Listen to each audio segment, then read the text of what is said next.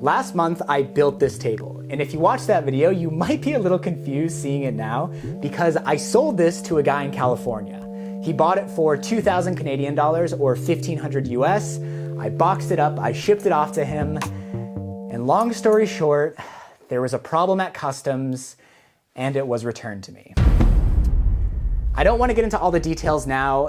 It was such a ridiculous problem, but I gave him a full refund. He was pretty bummed because he really wanted this table, and I relisted it for sale. Except this time, I said that I'm only selling it to someone in Canada because after that experience, I really didn't want to deal with shipping this internationally. Well, I made that post about a week ago, and so far, I have gotten 0 offers to buy it. I've had a lot more time to look at this table than I planned, and I think I know what the problem is. These legs just don't match the tabletop, and they look wrong. I think I can design an entirely new table base that will look better, be more functional, and allow us to actually sell this coffee table. So I went to my local sawmill, and I got myself some walnut. This walnut is rough cut, so first things first, we gotta plane it down smooth. I'm keeping track of all the time I spent on this project, so at the end, when we sell the finished piece, we can calculate our profit margin. I already spent 18.5 hours and $286 in materials to build the original table, so we're starting at a bit of a deficit. Let's do it.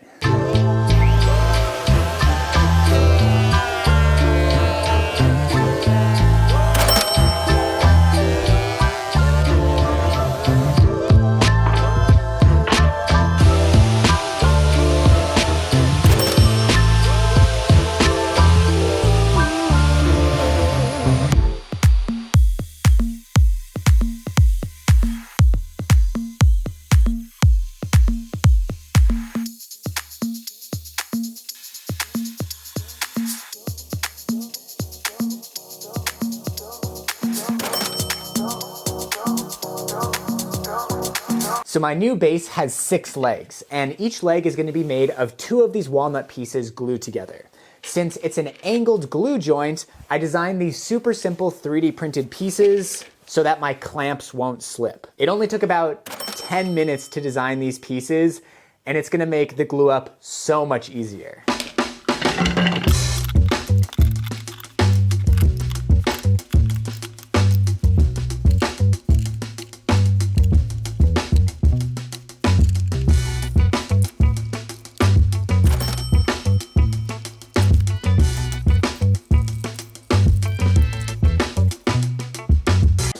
Boom, got all my legs glued up and cut to length, and now we're ready to start putting together the frame.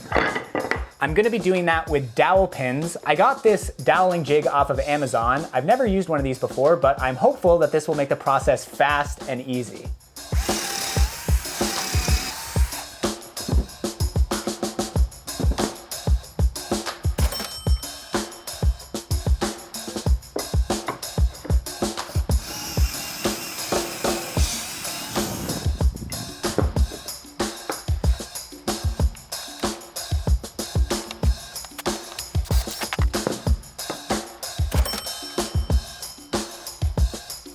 I have never done a glue up this complicated before, so I did a full dry fit to make sure that everything fit together. I labeled all my pieces, I laid them out in order, I got my clamps, I got everything I need. Only one thing left to do. I'm nervous, but I think we got it. We're set up for success.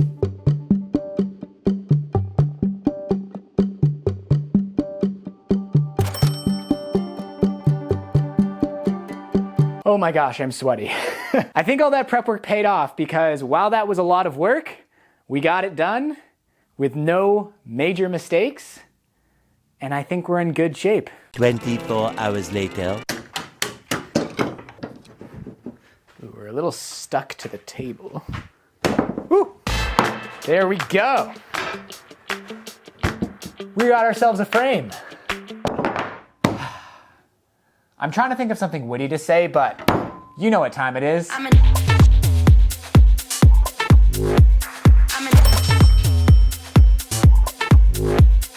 Woo! This thing is looking awesome, but looks are only one part of this redesigned base. I also want to make it more functional than the original, so I'm going to add a shelf to this lower part here. We're going to make that out of resin, so it's time to build a mold.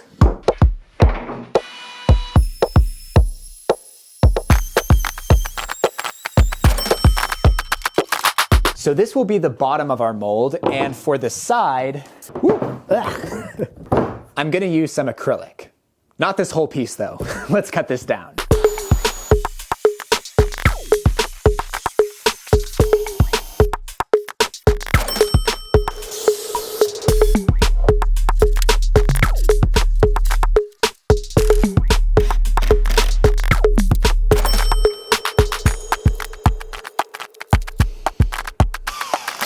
Acrylic can be a little expensive, so using it for the sides of this mold might seem like overkill, but I already had this lying around and I'll essentially be able to reuse this entire perimeter piece on a future resin mold. But if you are on a budget, you could probably use waterproofed cardboard for this, if you just took cardboard and coated it in sheathing tape. I've never tried that though, so your results may vary.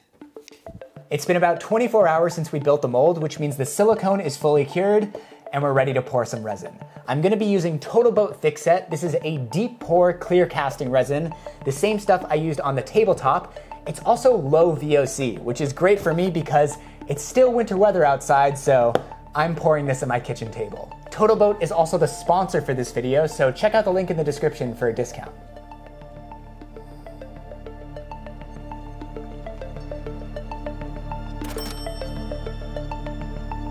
Uh-oh. It's a good thing I put down that plastic because we have some leakage. Oh shoot, there's more over here too. This is bad because this epoxy takes a while to set up. Like it's not gonna be hard for hours. Oh my gosh, it's still going. I really thought all that silicone would have helped us. All right, I gotta elevate this. The problem is that most things don't wanna stick to wet epoxy. So,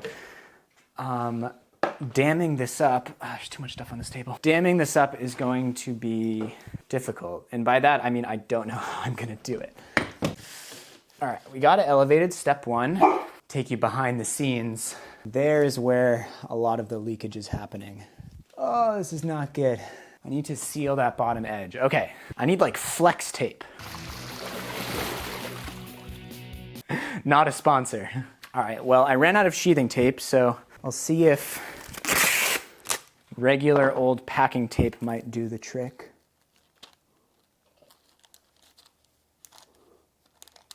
All right, I don't see any drips happening for now. This actually might work. Maybe I should have just done this originally, like taped around the outside of the seam with packing tape or sheathing tape. Oh, it's still dripping over here. Oh my gosh. We might just have to deal with a certain amount of constant leakage on this one until it self-seals, because I don't know if we'll be able to completely, oh, that's ugly, if we'll be able to completely seal this. Ugh. Okay, I think I successfully slowed the flow of the leaks, but I'm gonna have to keep a close eye on this for the next 8 to 12 hours as it thickens up. 8 hours later. So that was pretty stressful.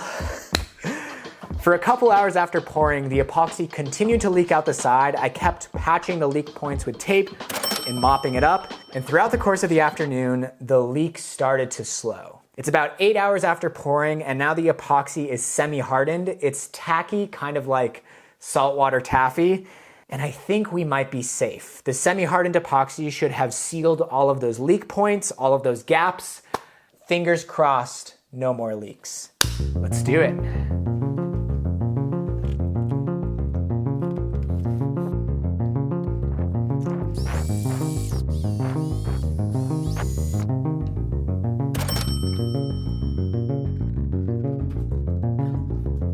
So I get comments of people asking why I don't just pour all the epoxy in one go. Well, if you pour epoxy too thick, you get an exothermic reaction and it bubbles up. Total Boat Thickset can be poured in layers of up to 1/2 inch before going exothermic. And I'm going for a target thickness of a little bit over 1/2 inch. So Might as well just do it in a few layers. Better safe than sorry. All right, I think we might be there. 4 to 6 days later. The epoxy has been curing for a while now, at least 5 days. Let's demold this thing. Getting at these screws is gonna be a challenge since most of them are covered with tape and or epoxy now. I'm gonna go out on a limb and say we're not gonna be able to reuse this acrylic. Oh, all right, that worked. Don't know if we're gonna be able to get that one out. I think we can get that one. There we go. We should be able to, ooh, there we go. That one is covered in epoxy. We should be able to pull this part off. Yeah. You know, I wonder if we can just leave the rest of this on and separate it. So let's bring it down here. All right, this worked pretty well for the hexagon table, so I'm hoping it'll work for this as well. I really don't want to shatter this disc. Nothing really yet. Oh, there we go. Ha ha. That's a good sound. Yes, come on. I need a longer crowbar. There we go. All right, I'm just abandoning the idea of reusing that side at this point. I mean, I think a less brittle plastic like HDPE would have worked better anyways, but I already had that acrylic lying around, so it was free to me. Come on. Yeah. Woo, there is nothing like that demolding feeling. So our shelf will go in like this. Perfect. Okay, this worked out well. So I purposely made the disc a little big so that I could trim it down to the true size of the frame.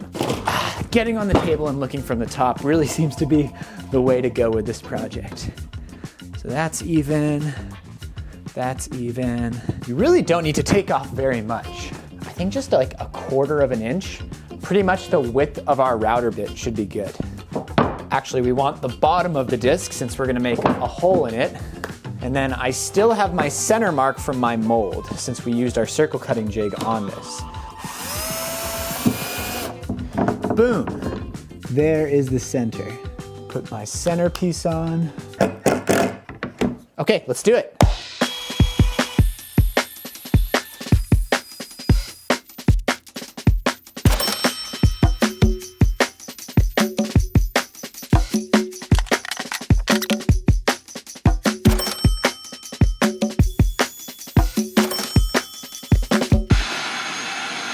I got this sanded up to 220 grit. It's feeling super smooth, and now I want to apply some finish. I'm going to be using Total Boat Halcyon Clear. This is a rugged varnish that will provide stain resistance. Even though it feels smooth right now, sanded surfaces have micro porosity. So if someone were to spill red wine on this, we would get a big, ugly red splotch.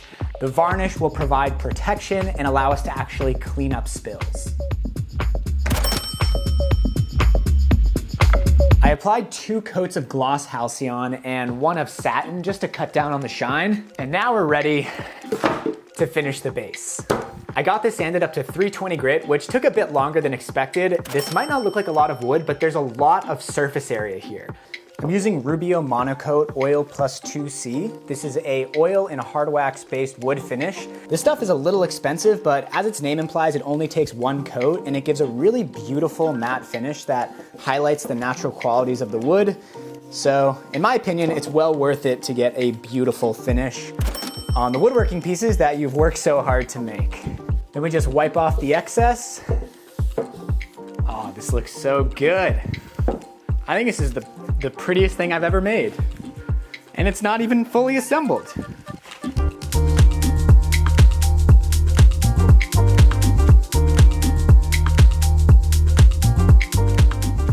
Assembling the table took about 30 minutes, and then I spent another half an hour taking some nice photos and making posts on Instagram, YouTube community, and Facebook.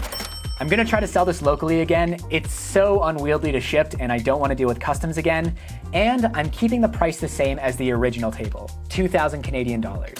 Of course, that's gonna cut into our profit margin, which I'll go over at the end of the video, but to me, this still feels like a $2,000 table, and I don't wanna price it too high and push out a potential buyer. But to increase our chance of finding that buyer, I also made a short form video. That took about 45 minutes, and I posted that to TikTok, Facebook Reels, Instagram Reels, and what's the other one? TikTok. Oh, YouTube Shorts, this platform. Hopefully the right buyer sees one of those posts and sends me a message. Fingers crossed.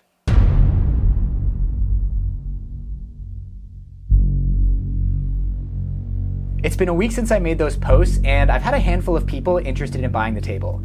2 of them are located across the country and I'm still really trying to avoid shipping this table, but 2 of them are in the greater Toronto area. However, by some coincidence, both of their significant others vetoed the purchase, so those were both dead ends.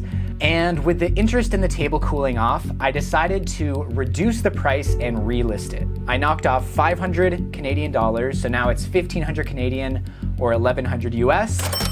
I'm feeling optimistic. I think we're gonna sell this thing in the next couple of days. Let's go.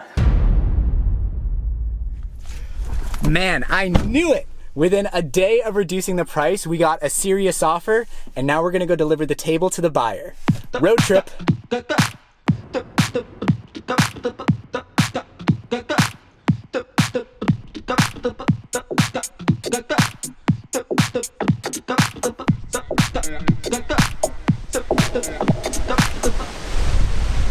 Who would have thought Niagara Falls was busy? Yeah, it's great to meet you. Likewise. Yeah. Actually, 2 things. Yeah. First, what's your shirt size?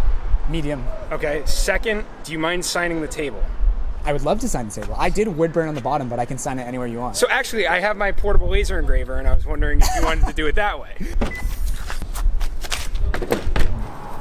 The idea of this, the fact that it's reclaimed wood, is the reason why I wanted it. Awesome. You know, and sometimes you don't get what you want, but every once in a while you do. Yeah. So, how long did you drive to get here? it took, I believe, about 10 hours total. So would you wake up at like 3 a.m.? No, I left at like 9 o'clock last night. Oh, okay. Slept a couple different places.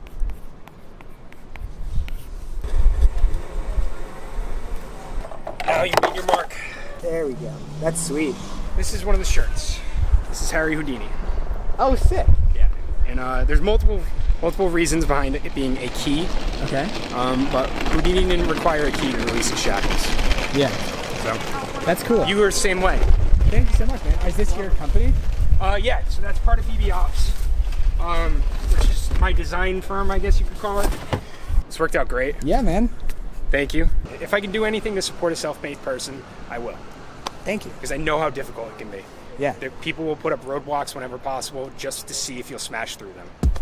So after a 5-hour round trip drive to Niagara Falls, I'm curious if we even cracked minimum wage on this project. Let's find out.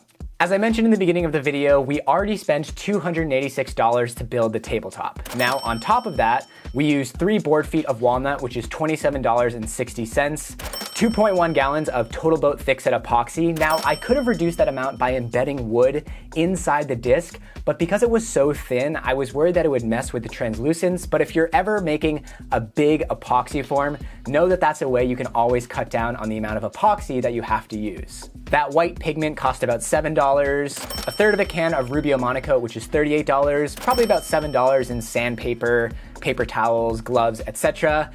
And then the delivery. The Canadian tax system allows us to expend 68 cents per kilometer. It was 500 kilometers round trip, so that's $340 for a delivery expense. That brings our total expenses to 690 Canadian dollars or 511 US. And since we sold this table for $1,500, that gives us a final hourly rate of $24 Canadian or 1750 US. Not a great hourly rate, but we did beat minimum wage. And honestly, I would do it again. I had a great time, learned a lot, great story. It was awesome meeting up with Ryan in Niagara Falls. Yeah, it was a great adventure. If you would like to see what I'm up to behind the scenes, you can gain exclusive access to my private Instagram page and Discord community by supporting this channel on Patreon. I want to give a special thank you to my top supporter, my mom, Kathy Kurt. Thanks, Mom. I love you. Thank you so much for watching, and I will see you in the next video. And check out Ryan's company.